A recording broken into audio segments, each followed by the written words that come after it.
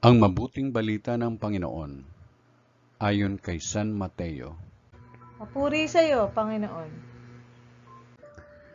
Noong panahong iyon, si Jesus ay dumating sa Jordan mula sa Galilea at lumapit kay Juan upang pabinyag. Sinansala siya ni Juan na ang wika, "Ako po ang dapat binyagan ninyo, at kayo pa ang lumalapit sa akin."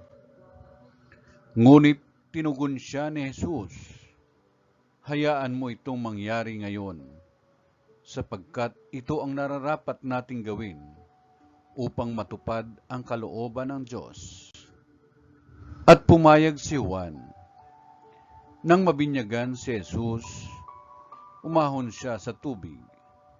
Nabuksan ang langit at nakita niya ang Espiritu ng Diyos bumababa sa kanya, gaya ng isang kalapati. At isang tinig mula sa langit ang nagsabi, "Ito ang minamahal kong anak, na lubos kong kinalulugdan." Ang mabuting balita ng Panginoon. Pinupuri ka namin, Panginoong Kristo.